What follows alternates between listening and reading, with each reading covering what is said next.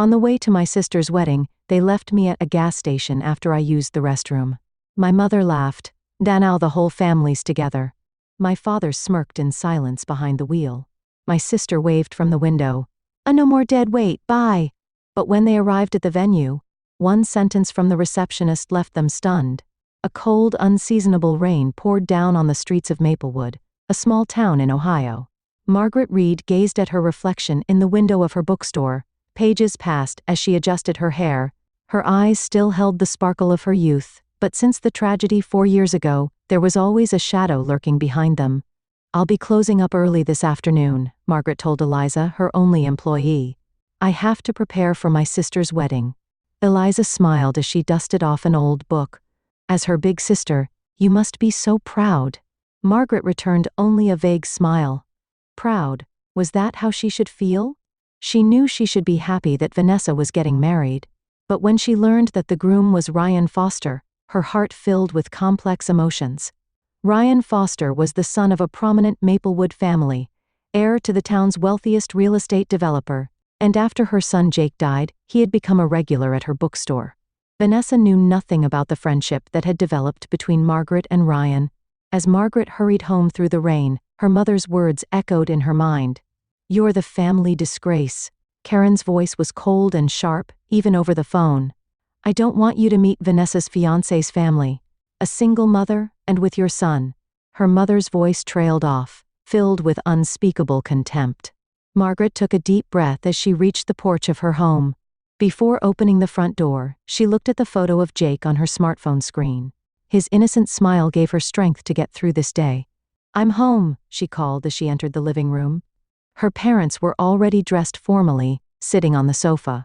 Her mother, Karen, wore what looked like an expensive pearl necklace, while her father, Thomas, appeared tense in his black tuxedo. Finally, you're back, Karen said, checking her watch. We leave in an hour. Vanessa has already started getting ready at the venue. Thomas's demeanor reflected the steadfastness he had developed over years of running a construction company. Margaret, please don't cause any problems today. Problems? What do you mean? Margaret asked quietly. I'm just attending my sister's wedding. About your situation, Karen answered, carefully choosing her words. The Fosters are the most respected family in town. Ryan's father is the president of the golf club, and his mother heads a charity organization. What are we supposed to say if they ask about you? Margaret gave a bitter smile. Why not tell the truth? That I run a bookstore and lost my son in a car accident 4 years ago. Silence fell over the room. Thomas lowered his eyes to his newspaper, and Karen pursed her lips. Neither of them wanted to talk about the death of their grandson. It had become a forbidden topic in the family. Margaret went upstairs and began to change in her room. As she put on her dress, she looked out the window. The rain had stopped, and the sun was beginning to show. Ironically, the weather, at least, promised to be perfect for a wedding. Standing in front of the mirror after finishing her makeup, Margaret picked up a small box from her nightstand. Inside was a picture book that Jake had loved most, a gift for Ryan. She hesitated whether she should give it to him on her sister's wedding day, but she knew that Ryan had a special attachment to this book. Jake and Ryan's nephew had been classmates, and they had loved the same story. The doorbell rang and Margaret started. Before leaving her room, she gave a small nod to herself in the mirror. Today was her sister's special day. She would set aside her pain and family conflicts and celebrate Vanessa's happiness, she promised herself. Margaret, hurry up, her father's voice echoed from downstairs. We're leaving. Taking a deep breath, Margaret started down the stairs. The clock showed noon, and the Reed family car was driving towards the outskirts of Maplewood. A heavy silence filled the car, and Margaret, gazing at the passing scenery through the window, felt that her presence was unwanted by her family. We'll reach the venue in an hour, Karen said from the passenger seat. Her hairstyle was perfectly arranged, her expensive dress impeccably beautiful without a single wrinkle. Until then, let's avoid conversation as much as possible. Especially when the Foster family is around. Margaret held back a sigh. I understand, Mother. I'll pretend to be invisible. Thomas in the driver's seat cleared his throat irritably. There's no need for sarcasm. Let's work together as a family today. As a family, those words stabbed Margaret's heart. Since Jake died, she had never truly felt like a member of the family. Even at the funeral 4 years ago, her parents had merely attended as a formality, never sharing in her grief. To them, Jake's death was simply an unfortunate incident that damaged their social standing. "We're low on gas," Karen pointed at the dashboard. "Let's stop at the next gas station." Shortly after, they arrived at a large gas station along the highway. While Thomas was filling up, Karen took out her smartphone and began checking messages. "I heard from Vanessa," she said excitedly. "The Foster family relatives are already gathering at the venue. Even the state governor is there." Margaret looked out the window. The wind was picking up, slightly ruffling the skirt of her dress. "Mom, I'm going to use the restroom." Karen looked up, hesitated briefly, then nodded. "Be quick. We're leaving soon." Margaret got out of the car and headed to the restroom inside the gas station. She fixed her makeup and took deep breaths to calm herself. Her reflection in the mirror looked tense and tired. "It's okay, just a few more hours," she reassured herself. After leaving the restroom, she stopped by the small convenience store section and bought a bottle of mineral water. After quenching her thirst, she returned to where the car had been parked. But the car wasn't there. At first, Margaret thought she had gone to the wrong spot. She looked around the parking lot, but the Reed's black sedan was nowhere to be seen. "They must have moved to another spot," she whispered to herself. But scanning the entire gas station, she couldn't find her parents anywhere. Margaret took out her cell phone and called her father's number. After several rings, it went to voicemail. She tried her mother's number next, with the same result. "Is this some kind of joke?" She looked around. The wind was getting stronger, rustling her dress and disheveling her carefully arranged hair. Just then, her smartphone vibrated. The screen displayed a message from Vanessa. "I'm the only star today." Margaret couldn't believe her eyes. Then a message from her mother arrived. "Now we're all family." She clutched her phone in disbelief. They had really left her behind. Deliberately. Margaret tried calling again with trembling hands, but no one answered. Various emotions washed over her: anger, sadness, a sense of betrayal. But the strongest was the painful realization of how worthless she was to the Reed family. The venue was about miles away. Thinking she could make it in time by calling a taxi, she searched for her wallet, only to realize her handbag was gone. Yes, she had left it on the back seat of the car. She had no cash, no credit cards, not even her driver's license. This can't be happening. Margaret sat down on a chair at the gas station, utterly at a loss. A cold wind blew around her. Time passed. 2:00. The ceremony was scheduled to begin at 3. Margaret explained her situation to the gas station attendant and tried to negotiate borrowing a phone, but was told that store policy prohibited lending personal phones. As despair began to envelop her, a thought suddenly occurred to her. Ryan. She remembered his number. After Jake died, he had visited her bookstore almost weekly, talking with her. Sometimes about grief, sometimes about books, and sometimes about ordinary everyday things. Margaret felt embarrassed and hesitant, but she had no other choice. She used borrowed bills from the attendant to make a call from a payphone and dialed Ryan's number. "Hello?" Ryan's voice sounded calm, yet slightly tense. "Ryan, it's Margaret." She felt her voice trembling. "I'm really sorry, but I'm in trouble."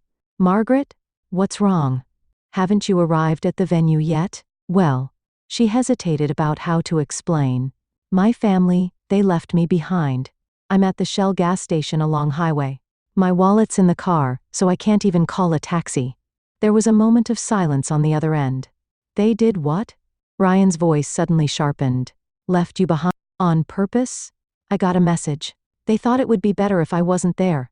After another silence, Ryan's voice returned, now filled with anger. "Don't move. I'm coming right now. I'll be there in 30 minutes. Margaret uttered words of thanks, but Ryan had already hung up. She sat on a bench next to the payphone and waited. In the distance, dark clouds were approaching, changing shape. Margaret never imagined her life would become so lonely. Jake's smile flashed in her mind, and she quietly shed tears. When a silver sports car glided into the gas station, Margaret had been waiting for over 30 minutes. Ryan's expression as he stepped out of the car was filled with more anger than she had ever seen. His normally calm, smiling face now bore the mark of deep rage. "Margaret." He rushed over and placed his hands on her shoulders. "Are you all right?" Margaret smiled weakly. "Thank you, Ryan. For coming all this way. What are you talking about? It's only natural. He looked around. I can't believe this happened. They got into the car and headed toward the venue.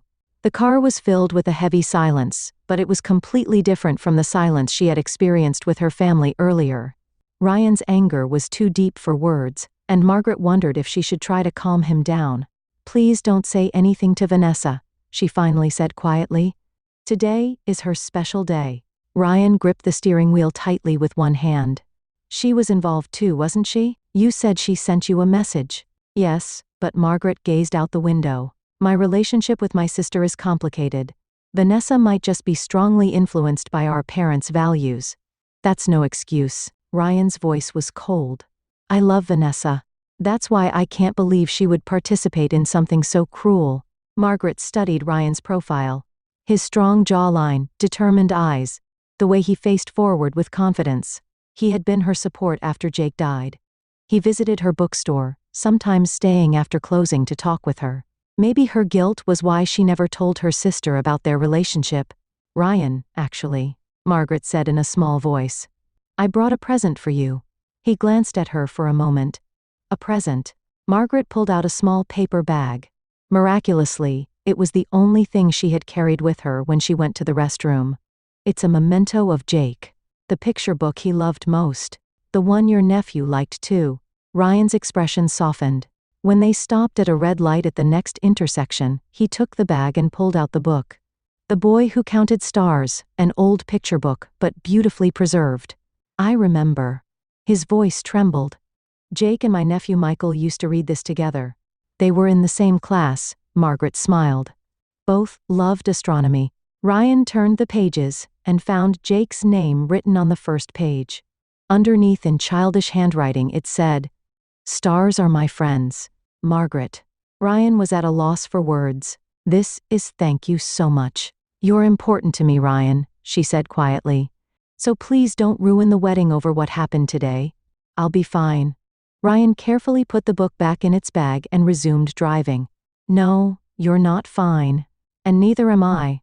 This isn't just a mean prank. This is, he searched for words. This is something that can't be forgiven as a human being. When they arrived at the venue, many luxury cars were parked in the lot. Margaret spotted the Reed family car. Her chest tightened. The entrance to the venue was beautifully decorated with flowers, and elegant music was playing. As they opened the door, they were immediately greeted by the venue coordinator. Mr. Foster. A young woman rushed over. Everyone's waiting. The ceremony begins in 30 minutes. Thank you, Jessica, Ryan answered in a composed voice. This is Margaret Reed, the bride's sister. A momentary look of confusion crossed the coordinator's face. Oh yes, Ms. Reed. Actually, is there a problem? Ryan's voice lowered. No, just Jessica seemed to be choosing her words. The bride's family is already seated. They said, what did they say? Ryan's voice grew colder. Jessica apologetically replied, I was told Ms. Margaret wouldn't be coming. The family seating arrangement is, it's fine, Margaret smiled, touching her arm. I can sit somewhere in the back. No. Ryan's voice was resolute. Margaret is family. She sits in the front row. When they entered the venue, many guests had already gathered. The hall, decorated with luxurious ornaments and flowers, was truly fairy tale beautiful. Margaret spotted the Reed family.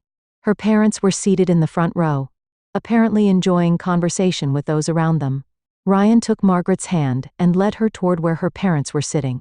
When Karen and Thomas noticed the two of them, their expressions changed to a mixture of fear and surprise. Ryan. Karen stood up, forcing a smile. It's bad luck for the groom to see the bride before the ceremony. Yes, Karen. Ryan's voice was cold as ice. But what's in front of me right now is not the bride, but the daughter you deliberately abandoned. A corner of the venue fell silent. Thomas cleared his throat uncomfortably. What are you talking about, Ryan? He lowered his voice to avoid being overheard. Margaret. Of her own will. Please don't lie. Ryan's words were like sharp blades, though he kept his voice down. I picked up Margaret from the gas station. I know about the messages she received. Just then, Vanessa appeared from another room. She was wrapped in a pure white wedding dress, truly as beautiful as a fairy tale princess. However, her expression clearly showed distress at the sight of her fiancé standing next to her sister. Ryan? Her voice mixed surprise and fear. Why, with Margaret? Ryan slowly approached Vanessa. But before he reached her, a voice rose from the reception desk. "We've been waiting," the receptionist said loudly. "The groom, Mr. Ryan, is extremely angry. He has instructed us to cancel everything, saying, if Margaret doesn't come, there will be no wedding. The venue staff is on standby." A wave of shock spread through the venue. Guests looked at each other, and small whispers began to circulate. Members of the Foster family also stood up, clearly confused. What is the meaning of this?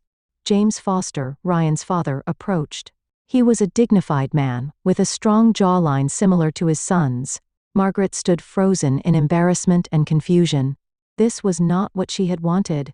But Ryan stood unwavering in the center of the venue. "Everyone," he began addressing the guests. "Today, I came to marry Vanessa. I love her. But marriage isn't just about two people. It also means connecting with family." He looked toward Margaret. "For 4 years, Margaret has been my support. Her son Jake was in the same class as my nephew and was his best friend. After she lost him, her bookstore became my second home." The venue was completely silent. Vanessa's face had turned pale, and Karen looked like she might collapse into her chair. And today, her family deliberately left her at a gas station, without a wallet or phone. Why? Because she's the family disgrace. Thomas tried to speak, but Ryan continued. "I declare that I will reconsider marriage with a family that cannot respect Margaret. She is not someone's disgrace, but a strong, caring, wonderful woman. I cannot accept values that deny her existence." Vanessa stepped forward, tears streaming down her face. "Ryan, please." Her voice trembled. "This is a misunderstanding." Margaret stepped forward and took her sister's hand. "Vanessa, we need to talk. Right now, here," she said in a quiet but firm voice. "And Ryan, you too." Jessica immediately guided the three to a small private room. Once inside, Vanessa took a tissue with trembling hands, desperately trying to fix her makeup that was on the verge of collapse. "You've ruined everything," she said bitterly. "Happy now?" Margaret was hurt by her sister's words but kept her expression unchanged. "Vanessa, I'm not trying to ruin anything. Rather, I'm trying to save your wedding." "Save it." Vanessa gave a sarcastic smile. "By showing up with the groom and exposing such embarrassing truths in front of everyone?" "Embarrassing truths?" Ryan interrupted. His voice shook with anger. "It's certainly embarrassing that your family abandoned your sister, but my friendship with Margaret is nothing to be ashamed of." Margaret stood between them. "This is not the time to blame each other. Ryan, you shouldn't cancel the wedding over our personal issues. This is your and Vanessa's day." "But what they did, I know it's unforgivable." Margaret cut him off. "But there must be another solution." Silence spread through the room. Vanessa stood by the window, looking outside. Her shoulders trembled slightly. "Vanessa?" Margaret called gently. "Would you tell me the truth? Why does our family try so hard to keep me away? Is it just a matter of social appearances?" Vanessa slowly turned around. Her face showed a vulnerability that Margaret hadn't seen in years. "Do you really want to know?" Her voice was small. "I do." Vanessa took a deep breath and closed her eyes.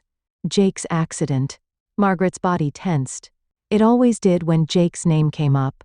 His death was an event that had forever changed her life. "What about it?" "The truth is," Vanessa's voice trembled. "The car Jake was in, it belonged to my friend." Margaret gasped. "What are you saying?" "It was my college friend Amanda's car. She was driving drunk. And Jake?" Vanessa's words broke off, and she began to cry. Amanda's brother and Jake were friends, and she had promised to take them to a movie that day. But Amanda had drunk too much at a party the night before. Margaret nearly collapsed into a chair. Ryan supported her. "Did the police know about the drunk driving?" Margaret's voice trembled. "No. Amanda's father is an influential lawyer in this town, and he handled the evidence. It was treated as just an unfortunate accident. And you knew." Margaret's voice was cold. "You knew for 4 years." Vanessa nodded. She was now sobbing. "Mother knew too. I confessed to her. But she said, 'Stay quiet for the family's reputation. Amanda's father is Mother's favorite society friend.'" Ryan's face reddened with anger. This is criminal. Evidence tampering and obstruction of justice. I know. Vanessa cried out. I suffer with it every day. Every time I see Margaret living without knowing the truth about losing her son. The room fell silent again. Margaret walked to the window and gazed at her reflection in the glass. Various emotions swirled in her heart: anger, sadness, the pain of betrayal. But strongest of all was a strange sense of release, that suddenly everything made sense. So that's why you all kept me at a distance, she said slowly. Out of guilt. At first, yes, Vanessa quietly admitted. But as time passed, your presence reminded us of our sin. Especially for Mother. Margaret slowly turned around. Her eyes were clear. Vanessa, I can't say I forgive you, at least not today. This is not a day for forgiveness. It's a day to learn the truth. She turned to Ryan. You should continue with the wedding. What are you saying? Ryan looked incredulous. After learning these facts, still, Ryan. Margaret placed her hand on his arm. You love Vanessa. And she loves you. Her sin is grave. But that doesn't determine your future together. But I'm not finished, Margaret said quietly but forcefully. I have conditions. She turned to Vanessa. Vanessa, after the wedding, you will meet with Amanda and her father and persuade them to tell the truth. And you will tell me all the details. I have the right to know what kind of end Jake met. Vanessa nodded, trembling. I promise. And Ryan, Margaret turned back to him. I want you to make sure Vanessa keeps her promise. Consider it a token of your friendship to me. Ryan was silent for a while but eventually nodded. All right, I will. Margaret looked out the window. The day was beginning to wane, and beautiful sunset light was streaming into the venue's garden. Now you two will return to the venue and continue the wedding. I will quietly exit. No, Vanessa suddenly said. I won't let that happen. You, stay. She stumbled over her words. As family. Margaret stared at her sister for a moment. Her eyes held determination and a faint light of hope. Then there's one thing I want you to promise, Margaret said quietly. Anything, Vanessa answered immediately.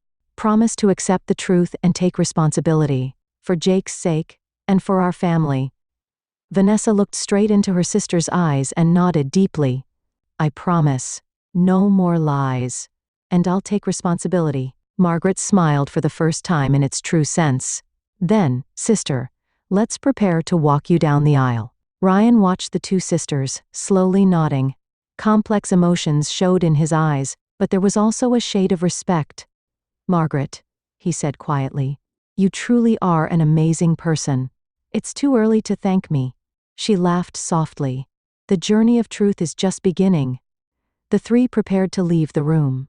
As she placed her hand on the door, Margaret paused for a moment and spoke inwardly to her son's memory. Watch me, Jake. Mom has become strong. For you. 1 year later, spring sunlight streamed into the pages past bookstore in Maplewood. More people than usual had gathered inside, with warm laughter and conversation filling the air. On the central table sat a small sign reading, Jake Reed Memorial Scholarship, and a cake decorated with blue ribbons. Thank you all for coming. Margaret smiled at the gathered crowd. Today is a special day. It's both the introduction of my nephew, Elliot Foster, and the first awarding ceremony of the Jake Reed Memorial Scholarship. Next to her stood Vanessa and Ryan, holding a small baby. Vanessa's face had softened since a year ago, and her eyes held a new kindness. This past year, many things have changed, Vanessa said quietly. I've learned to face my mistakes and take responsibility. We were able to establish a fund for traffic accident victims and start a scholarship in Jake's name because of my sister Margaret's courage and strength. In the corner of the room, Thomas Reed stood quietly. He looked older than a year ago, but his posture showed a new humility. After the family secret was revealed, he had separated from Karen and began visiting Margaret's bookstore multiple times to apologize. Today, too, he was quietly waiting to take pictures of his grandson. Karen was absent. She still refused to acknowledge her mistakes and continued to use the phrase, family disgrace in society, but no one listened to her words anymore.